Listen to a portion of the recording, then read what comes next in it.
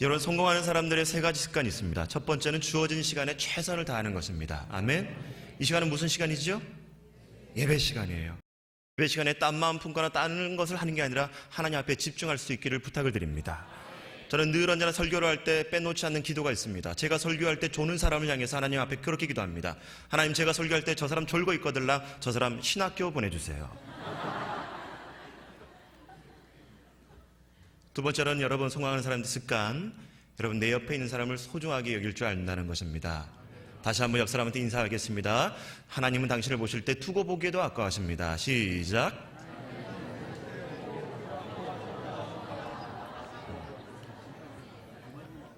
아멘. 세 번째로 성공하는 사람들이 습관, 세 번째 법칙, 하나님의 은혜를 갈망한다는 것입니다.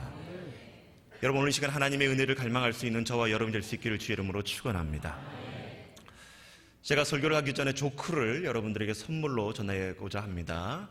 어떤 사람은 조크를 하면 설교는 다 까먹고 그 조크만 기억하는데 그러면 안 되시고요.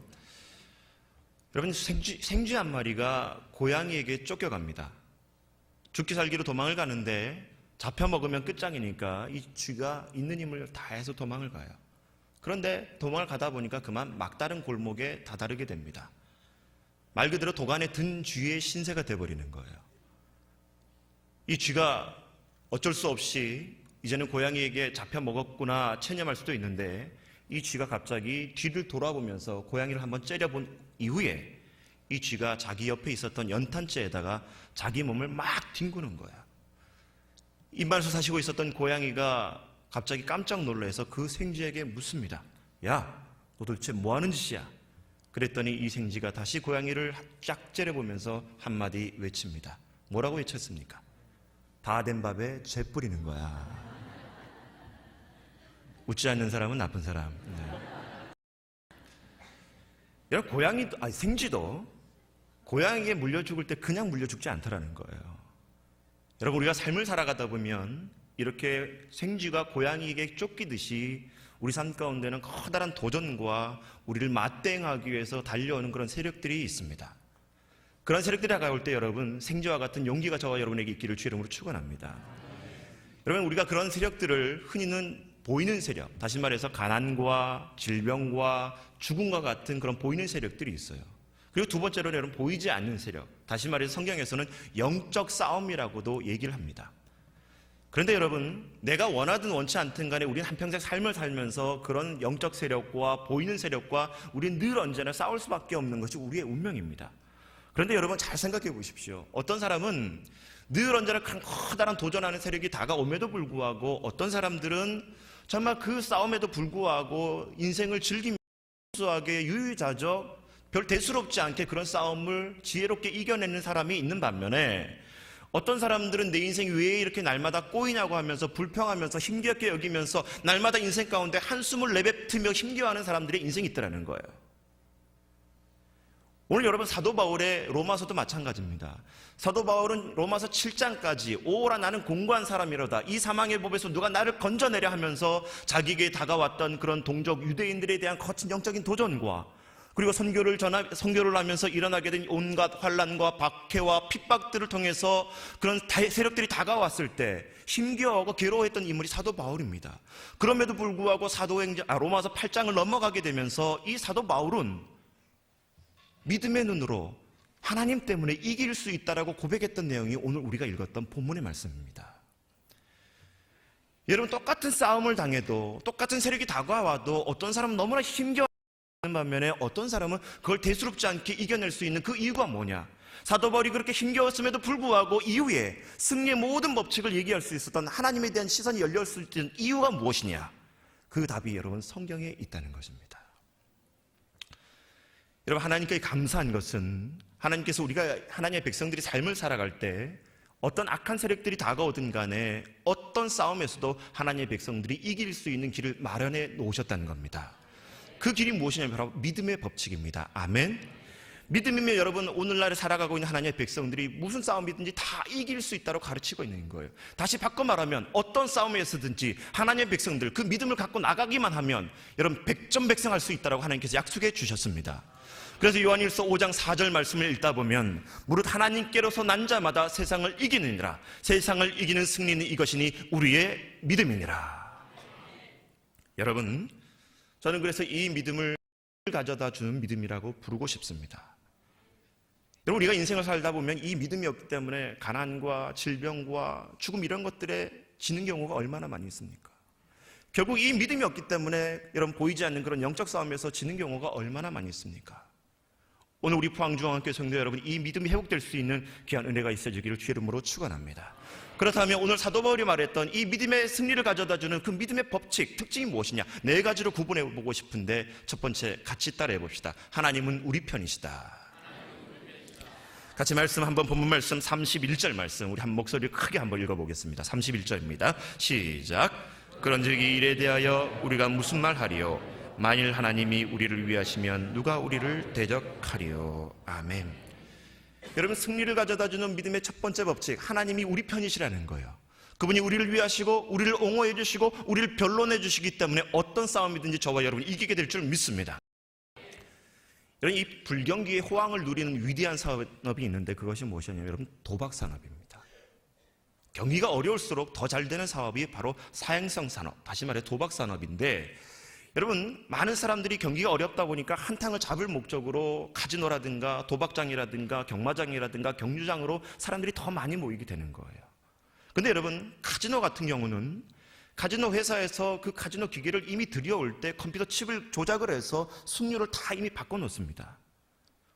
가령 승률을 5%로 조작을 해놓으면 일반인들이 100번 시도했을 때 5번만 이기게 되는 것이고 나머지 95번은 카지노 회사 측이 유리하도록 설정해 놓은 것이 여러분 사실이라는 거예요.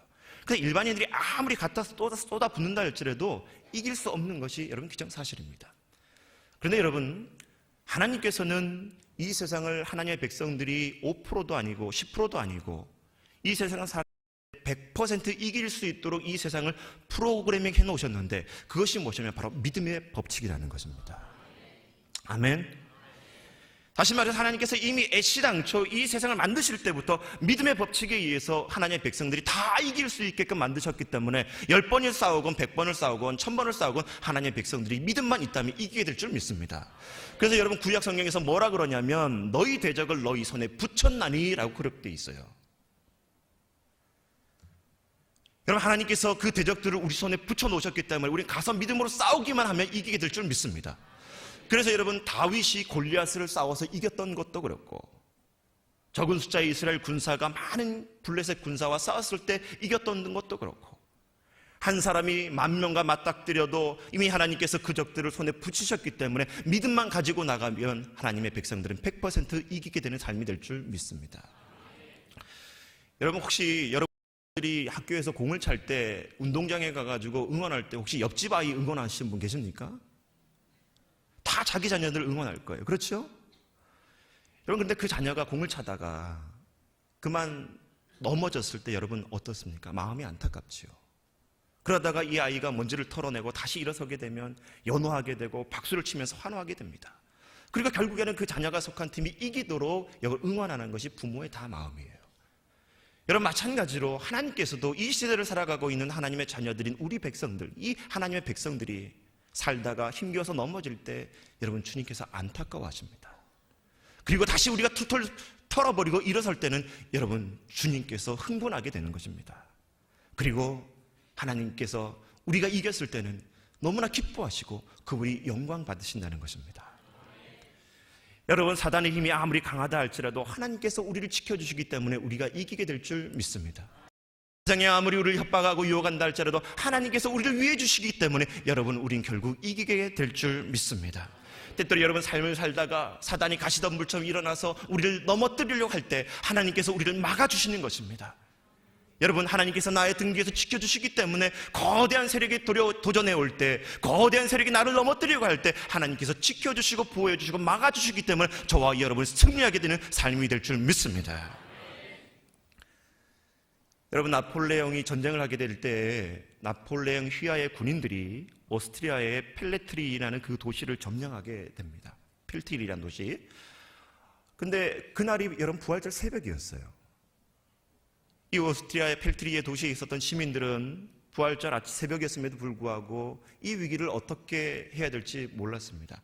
많은 시민들이 그냥 죽기보다는 항복하는 것이 낫다라는 의견이 대다수였습니다. 그런데 그 가운데 어느 한 사제분이 벌떡 합니다. 우리가 우리의 힘을 의지하면 질 수밖에 없지만 살아계신 만군의 주 여호와 하나님을 의지하면 기적이 일어날 수도 있을 것입니다 라고 얘기를 합니다. 그러면서 이 펠트리 도시에 있었던 시민들이 일제히 그 사자의 말을 듣고 항복하기보다는 그 부활절을 정상적으로 예배를 드리고자 의견을 모으게 됩니다. 그리고 그 어느 해보다도 이 부활절에 있었던 그 예배의 찬송 소리가 거대하고 우렁찬 목소리로 그 도시 전체를 울리게 됩니다. 전쟁을 시도하기 위해서 달려들려고 했었던 그 나폴레옹 휘하의 군사들이 깜짝 놀라게 됩니다. 이 찬송 소리가 그만 그들 귀 속에는 이 오스트리아의 구원병이 달려들어온 것처럼 그들의 귓가에 들린 나머지 이 나폴레옹 휘하의 군사들이 그 펠트리 도시를 점령하지 못하고 그냥 퇴거해 버리고 마는 것입니다. 사랑하는 성도 여러분, 우리는 할 수 없지만 하나님께서 우리의 삶을 지키시고 보호하시면 여러분 이런 기적이 일어나게 되는 저와 여러분의 삶이 될 줄 믿습니다. 두 번째 승리를 가져다주는 그 무엇이냐? 여러분, 오직 주님만을 앙망해야 된다는 것입니다. 우리 같이 말씀 32절과 33절 말씀, 32절 말씀 함께 읽겠습니다. 32절입니다. 시작. 자기 아들을 아끼지 아니하시고 우리 모든 사람을 위하여 내주시니가 어찌 그 아들과 함께 모든 것을 우리에게 주시지 아니하겠느냐. 아멘. 여러분, 하나님께서 우리에게 주셨던 것, 예수 그리스도 그분의 아들이셨습니다. 아멘. 그 주님 우리를 향해서 은혜를 베푸셨던 것, 그 주님이 갖고 있는 것 중에 두 번째, 세 번째 중요한 것을 준 게 아니라 가장 귀한 것, 하나밖에 없는 것, 절대 가치의 존재였던 예수 그리스도를 우리를 위해 주셨다는 것입니다. 그렇다면 여러분, 오늘 우리가 삶을 살면서 하나님 앞에 다른 귀한 것 구한다고 한들 여러분 하나님께서 주시지 않겠습니까? 준 줄 믿습니다. 여러분, 우리가 인생을 살면서 중요한 것이 있는데 핵심을 잘 지켜야 된다는 겁니다. 대개 인생을 하시는 분들이나 신앙생활하면서 실패하시는 분들의 특징을 보다 보면 여러분 핵심을 놓치는 경우가 너무나 많아요. 여러분 핵심을 붙들며 승리하게 될 줄 믿습니다. 우리가 신앙생활하면서도 마찬가지예요. 여러분 우리가 교회 생활하면서 신앙생활하면서 필요한 부수적인 것들이 되게 많이 있습니다. 구제도 하고 봉사도 하고 모임도 하고 찬양도 하고 여러 가지 일들 많이 해요. 그런데 여러분 신앙의 절대적인 핵심의 요소 무엇입니까? 바로 주님을 만나야 될 줄 믿습니다. 어떤 사람은 신앙생활하면서 여러분 예수님을 구하는 것이 아니라 소원 성취만 구하는 사람들이 많이 있습니다. 그것은 여러분 어린아이에게 빵을 먹으라고 잼을 발라줬는데 빵은 먹지 않고 잼만 발라먹고 빵을 버리는 것과 똑같다는 거예요. 여러분 빵을 먹으라고 잼을 발라주신 것이지 잼을 먹으라고 빵을 주는 게 아니라는 겁니다. 신앙생활하면서 우리가 구해야 될 것 오직 예수 그리스도인 줄 믿으시기 바랍니다. 그렇게 되면 여러분 교회 와서도 마찬가지예요. 교회에 와서 여러분 우리가 구해야 될 건 무엇입니까? 오직 예수 그리스도십니다. 네, 여러분 한국교회 신앙생활 위기를 생각해 보시기 바랍니다. 교회에 와서 누굴 만나는 거예요? 사람을 만나요. 목사님을 만나고 돌아가려고 합니다. 여러분 교회에 와서 사람을 만나는 것이 아니라 하나님을 만날 수 있기를 주의 이름으로 축원합니다. 그리고 여러분 목사님의 설교를 통해서 하나님의 음성을 들어야 되는데 그것을 사람의 음성으로 듣는 거 여러분 잘못됐다는 것입니다. 교회에서 여러분 사람의 음성을 듣는 것이 아니라 하나님의 음성을 들을 수 있기를 주의 이름으로 축원합니다. 그리고 여러분 봉사를 할 때도 마찬가지예요. 여러분 봉사하면서 왜 시험에 듭니까? 왜 여러분 짜증이 납니까? 그것이 사람의 일로 여겨지기 때문에. 여러분 봉사는 하나님을 위한 것입니다. 그런데 여러분 솔직하게 자문해 보십시오. 나의 신앙생활은 교회에 와서 이 예수님을 만나고 돌아가는 사람인가 아니면 목사님만 만나고 돌아가는 신앙생활인가 솔직하게 자문해 보십시오. 여러분 우리가 기도해야 될 대상은 예수 그리스도십니다. 우리가 간구해야 될 대상도 예수 그리스도십니다. 우리가 묵상해야 할 대상도 예수 그리스도시고 주실 분도 예수 그리스도십니다. 여러분 이 핵심을 놓치지 마십시오. 한국교회 위기 얘기하지만 실제적인 위기가 뭡니까? 사람만 드러나고 모임만 드러나고 교회 이름만 드러나고 여러분 그 모임의 행사 프로젝트만 드러나는 것이라는 것입니다. 여러분 우리 가운데 예수 그리스도만 나타나는 그런 포항중앙교회 그리고 성도들의 삶이 될 수 있기를 주의 이름으로 축원합니다. 여러분 도시교회가 부흥하고 있습니다. 실제적으로는. 그런데 여러분 거꾸로 농어촌 교회는 자꾸 퇴락하고 있다는 거예요. 어려워지고 있다는 거예요. 왜냐하면 산업화가 도시화가 되어지면서 농촌의 어촌에 살고 있었던 신앙인들이 다 그 산업화와 도시화의 그 문화적인 그런 패턴을 따라서 다 대도시로 몰려들게 됩니다. 그래서 가만히 있어도 어떻게 보면 대도시에 있는 교회들은 성장하는 것이 말이 맞아요. 근데 어려운 교회는 결국 농어촌 교회는 점점 더 어려워지고 있다는 거죠. 그래서 여러분, 대도시의 교회들은 그 작은 농어촌 교회를 돕고 섬겨야 될 의무가 있습니다. 그 가운데도 어촌에 있는 마을의 교회들은 더 어렵습니다. 실제적으로 이 동해안 일대에 있는 교회들은 상당히 어려운 것들을 우린 잘 알 수가 있습니다. 어촌이라는 것 여러분 한번 생각해 보시기 바랍니다. 바다를 생업으로 살고 있는 사람이기 때문에 어쩔 수 없이 바다에 나가게 되지만 거꾸로 바다를 두려워하는 것이 그 어촌에 살고 있는 사람들의 마음의 심리라는 거예요. 그래서 더더욱 의지할 곳이 없다 보니까 뭘 섬기게 됩니까? 미신을 섬기게 돼 있다는 겁니다. 그래서 그 어촌 마을에 복음을 증거하는 것이 실제적으로 너무나 어렵습니다. 그런데 여러분, 제가 알고 있는 어느 한 집사님은 그 어촌 마을의 작은 교회를 섬기고 있는 집사님이신데, 이 집사님이 그 다른 동네 사람들과는 다르게 너무나 믿음이 신실하신 분이에요. 그런데 늘 언제나 그렇게 믿음이 신실하다 보니까 쉬는 날이 되면, 주일이 되면 성경책을 팔짱에 끼고 날마다 교회를 가게 됩니다. 그런데 그 모습을 지켜보고 있었던 동네 사람들이 그 집사님을 향해서 수근수근 거리는 거예요. 왜냐? 동네 사람들은 다 쉬는 날이면 마을 어귀에 앉아 막걸리도 마시고 화투도 치고 이런저런 얘기를 하게 되는데, 이 집사님은 늘 언제나 이 사람들하고 어울리지 않고 교회만 들락날락하니까 이 집사님을 서서히 왕따를 시키는 거예요. 그리고 어느 해 여름에 이 집사님이 살고 있던 그 집에 홍수가 들이닥치면서 물이 그 집사님의 모든 것들 다 쓸려 버려가게 합니다. 다 잃어버리게 돼요. 그러니까 동네 사람들이 더 손가락질 하게 되는 거예요. 예수 믿더니 꼴 좋다. 예수가 도대체 어디 있느냐? 예수 믿더니 내가 잘 된 게 뭐가 있느냐? 집도 잃어버리고 차도 잃어버리고 모든 걸 다 잃어버렸는데 도대체 예수가 어디 있냐고 하면서 이 집사님을 조롱합니다. 그런데 여러분, 이 집사님이 그래도 오직 예수님만 앙망하고 모든 삶의 소망이 예수님께 있다는 걸 알고 그런 동네 사람들의 핍박과 그리고 세상의 모든 것을 다 가져갔다 할지라도 주님만을 붙들게 되는 거예요. 그런데 여러분, 시간이 지나다 보니까 이 집사님이 버틸 수 있는 한계점에 다다르게 된 겁니다. 집이 다 떠내려갔으니까 임시에다가 자기 처소를 마련해 놓고 가족들이 살게 되는데 너무나 힘든 거예요. 빚을 지다가 이제 도저히 빌릴 데도 없을 정도로 빚을 다 지게 됩니다. 그러면서 버틸 수 없는 환경에 이르게 되자 눈물을 흘리면서 목사님을 찾아가는 거예요. 목사님, 제가 지금까지 동네 사람들의 그런 조롱과 핍박에도 불구하고 나의 유일한 소망이 예수님인 줄 알고 지금까지 버텨봤는데 이제는 내 힘으로는 도저히 버틸 수가 없는 지점에 이르렀습니다. 어떻게 살아가야 될지 모르겠습니다. 이제는 먹을 식량도 떨어지고 음식도 떨어지겠다고, 아이들 학교 보낼 그 학비도 이제는 구할 수가 없어서 어떻게 해야 될지 모르겠는데 목사님, 나를 위해서 기도해달라고. 내가 가진 거 다 잃어버리고 가진 거 딱 하나 남았는데 그게 뭐냐면 가진 배 한 척이 있다는 거예요. 내가 오늘 밤에 이 배 한 척을 끌고 바다에 나가서 출항을 해가지고 그물을 던지게 될 때, 성경에서 베드로가 그물을 던졌을 때 153마리의 그물에 그 153마리의 고기가 잡혔던 것처럼 하나님이 그물을 던졌을 때 그 그물에도 그런 고기가 잡힐 수 있도록 하나님, 목사님, 나를 위해서 기도해달라고 울면서 애원을 하는 겁니다. 이 목사님이 그 집사님의 얘기를 다 듣고 너무나 애처로운 마음으로 그 집사님을 끌어안고서, 젊은 집사님을 끌어안고 눈물을 흘리면서 하나님, 이 젊은 집사님의 눈물을 그칠 수 있는 은총을 베풀어 달라고, 올밤에 고기를 잡으러 나갈 때 하나님 은총 내려주셔서 큰 고깃대가 잡힐 수 있도록 도와달라고 목사님도 함께 울면서 기도해요.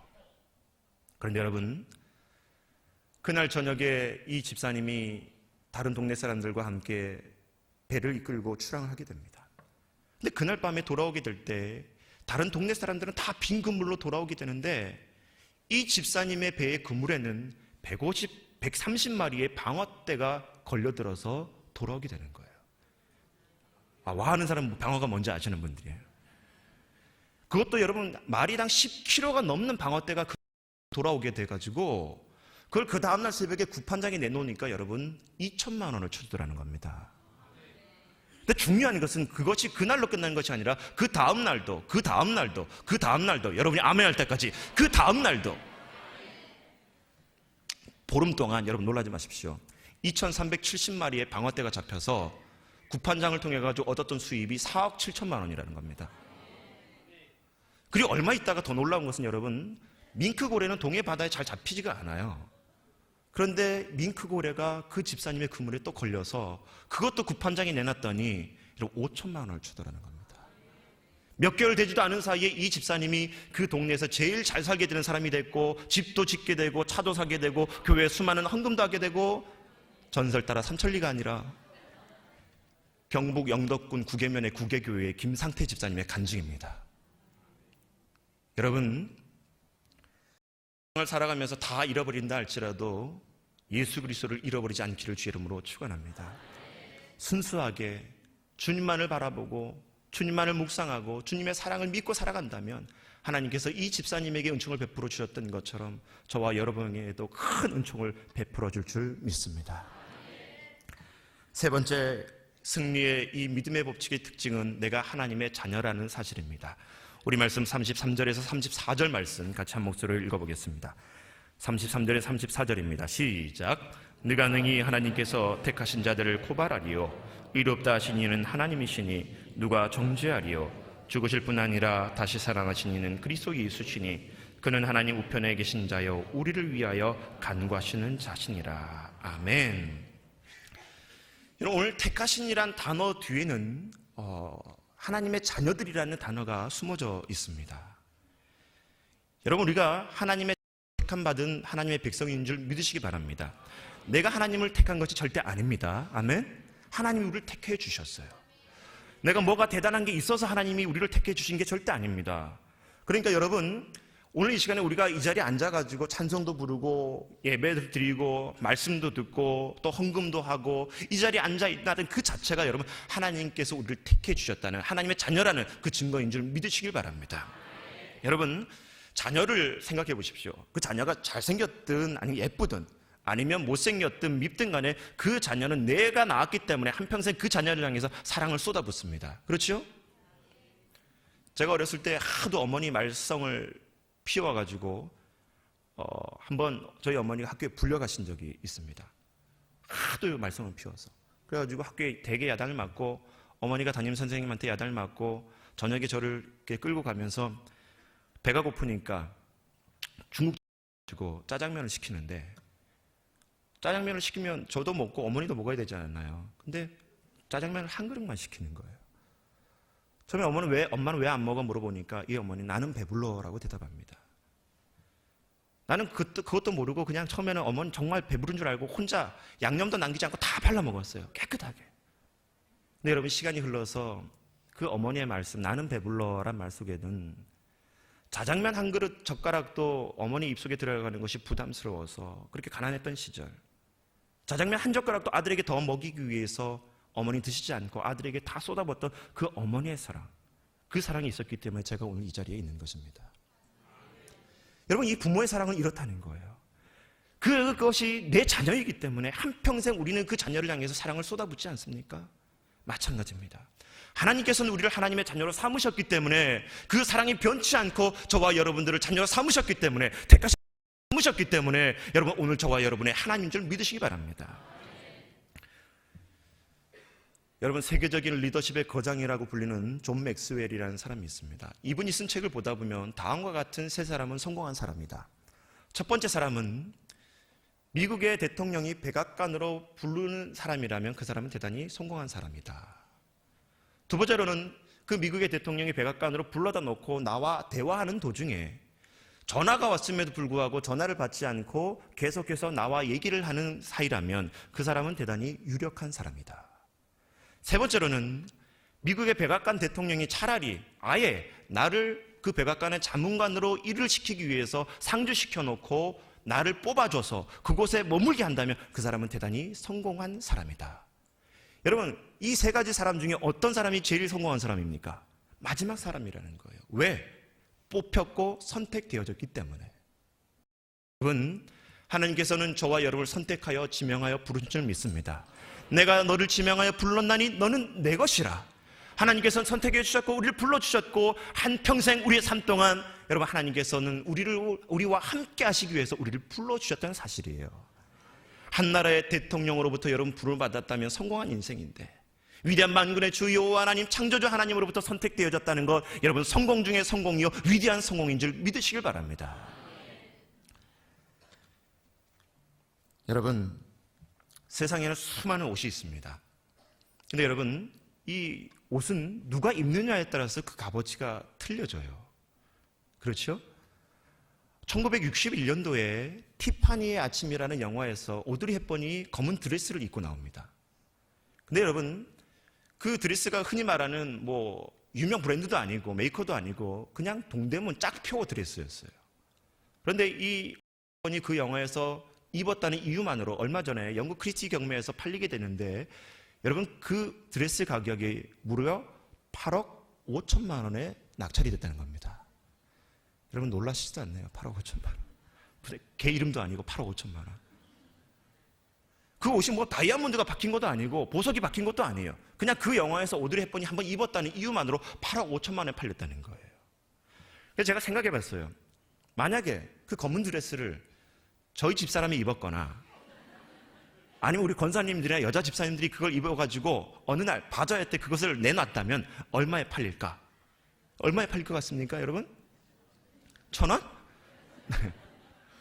모르는 거예요. 여러분, 모든 물건의 가치는 그 주인이 누구냐에 따라 달려있다는 것입니다. 여러분, 그 옷이 별 볼일 없었지만 그 주인이 오드리 헵번이었다는 것 때문에 그만한 가치가 있었던 것처럼, 오늘 우리가 삶을 살아갈 때 세상에서는 우리의 삶이 별 볼일 없는 인생일지 몰라요.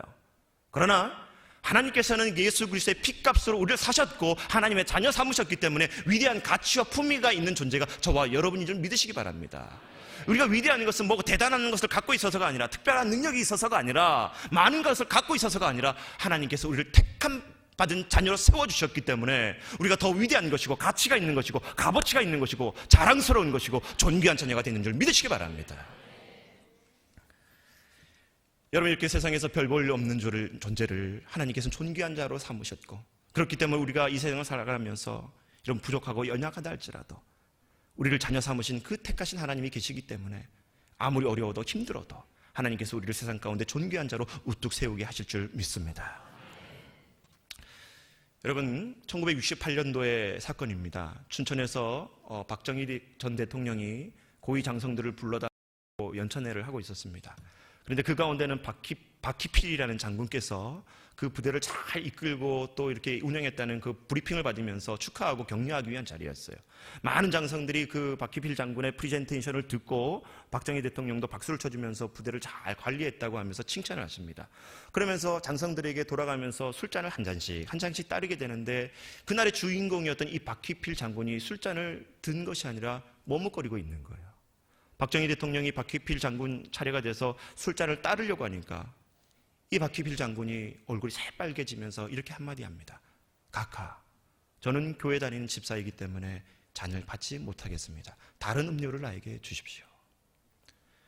여러분, 1968년이면 얼마나 그 박정희 대통령의 서슬퍼런 그런 지배와 그런 통치가 있었던 시대입니까? 그럼에도 불구하고 그 말을 내뱉었다는 거예요.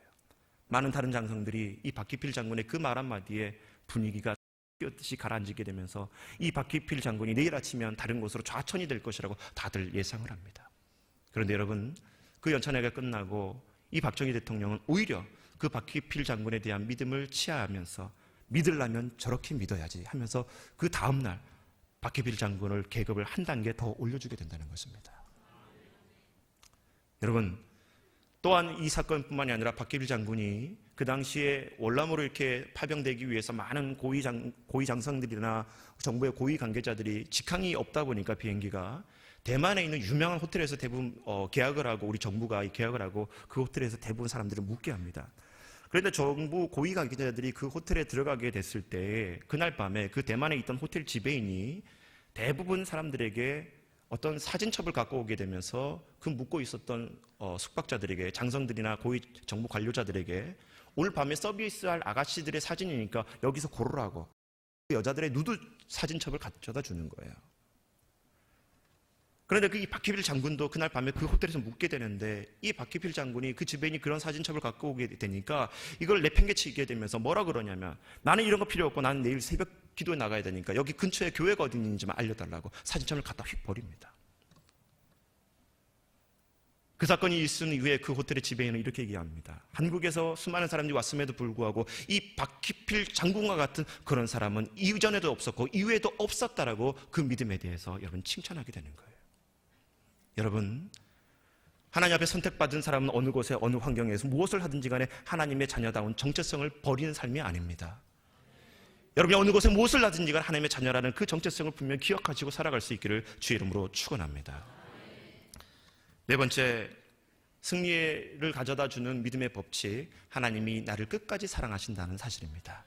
우리 말씀 35절에 7절 말씀 같이 읽겠습니다.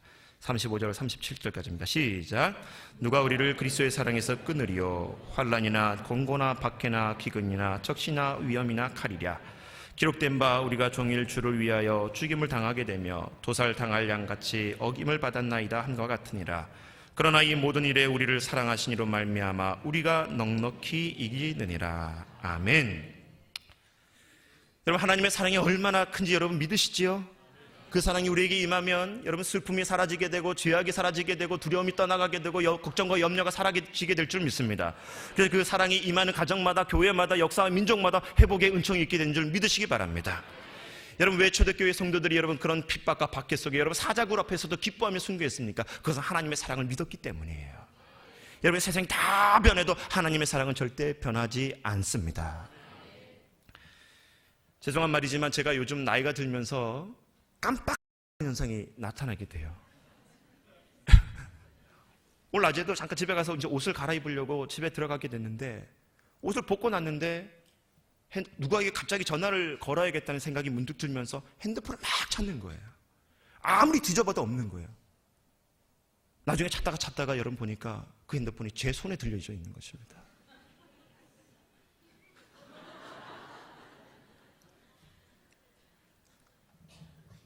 얼마 전에는 예전에 있던 교회에서 한번 이렇게 저희 교회처럼 2층에서 이렇게 밑에 현관으로 내려가는 도중에 계단 중간에서 누굴 만났어요. 만났는데 한참 얘기를 하던 도중에 그분께서 저보고 목사님 이제 일부러 가셔야지요 하고 가십니다. 근데 제가 그 자리에 서가지고 고민이 되는 거예요. 내가 올라가려고 했던가 내려가려고 했던가 기억이 나질 않는 겁니다.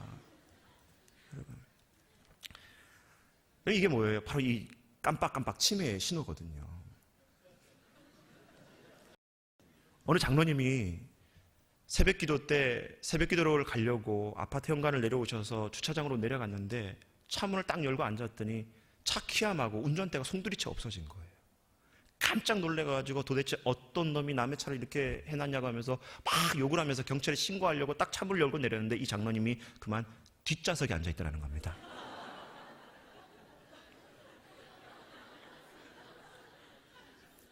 우리 교회 장로님들은 절대 아닙니다. 예, 여러분, 사람들이 자기 정신을 잃어버린 것, 그걸 치매라 그럽니다. 그리고 자기 정신줄을 놓는 것이죠. 그래서 여러분, 우리 어르신들 교회 나와서 열심히 치매 안 걸리려면 교회 나오셔서 성경 찾고 또 찬송 열심히 부르고 아멘으로 화답해야 되는 거예요. 아멘. 그리고 중요한 것은 집에 돌아가셔서 여러분 고스톱 치시면서 피박 안 걸리려고 머리 막 쓰시면 여러분 치매 안 걸리게 돼 있다는 거예요. 여러분, 사람은 아무리 노력을 해도 자기 정신줄을 내려놓는 순간이 있습니다. 나도 모르는 사이에 나를 버리는 순간이 있습니다. 그러나 하나님께서 우리를 절대 버리지 않습니다. 여러분, 자녀가 아무리 불순종하고 말을 안 듣고 도망을 갔다 할지라도 그 자녀가 돌아오기를 기다리는 마음으로 인내하면서 늘 언제나 자녀를 기다리는 것이 부모의 마음이에요. 그렇죠? 어느 한 젊은이가 아버지의 재산을 몰래 훔쳐서 밖을 나가게 됩니다. 도망을 가게 됩니다. 아버지에게 훔친 재산을 다 탕진을 하고 이것저것 하다 보니까 더 이상 이제 남는 것도 없고 시간이 흐르게 되면서 자기의 인생이 비참하게 되는 것을 깨닫게 됩니다. 그러면서 집에 돌아가려고 하니까 아버지한테 미안한 마음이 드는 거예요. 그리고 동네 사람들이 불효막심한 자식이라고 하면 다 놀릴 테고 손가락질 할 텐데 그 창피가 부끄러워서 동네의 그 마을로 집으로 돌아갈 마음이 용기가 생기지 않습니다. 그래서 이 젊은이는 결국에 자살하기로 마음을 먹습니다. 그리고 아버지에게 편지를 씁니다. 자살하려고 하다 보니까 문득 아버지에 대한 미안한 마음이 가슴속에 일어나기 시작하는 거예요. 아버지가 자기를 어렸을 때에 목마를 태워가지고 그렇게 자기를 아껴주고 재밌게 해줬던 그 아버지의 사랑이 마음속에 문득 일어나게 되면서 아버지에 대한 미안한 마음이 들면서 자살하기 전에 아버지에게 용서를 구해야겠다고 편지를 쓰기 시작합니다. 아버지, 이 불효막심한 아들을 용서해 주시옵소서.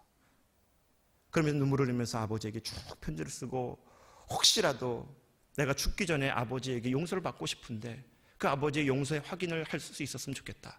그러면서 자기 집이 기찻길 옆에 있었던 그 집이었는데 자기가 기차를 타고 어느 날 몇 시에 기차를 타고 지나갈 때 자기 집 그 마당에 나뭇가지에 수건이 걸려져 있으면 아버지가 나를 용서하는 걸로 알겠다라고 아버지에게 편지를 써요. 그리고 정해진 시간이 됐습니다. 기차를 타고 가다가 드디어 자기 집에 이르게 됩니다. 열차의 창문 밖으로 아버지가 나를 용서하지 않았으면 어떻게 될까? 조마조마한 마음으로 창문 밖을 쳐다봅니다.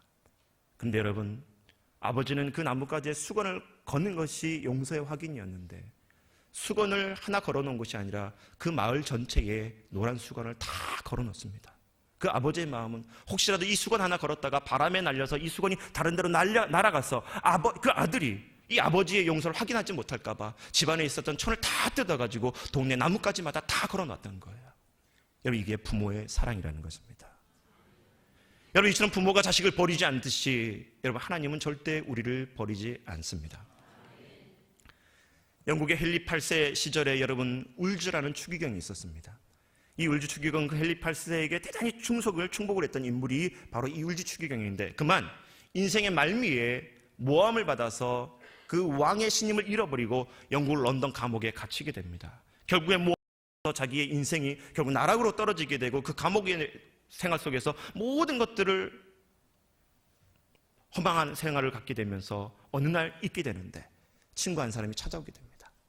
그리고 그 친구에게 이 울즈 추기경은 이렇게 얘기를 합니다. 여보게, 내가 왕을 섬겼던 것처럼 하나님을 섬겼다면 하나님은 절대 나를 버리지 않았을 걸세.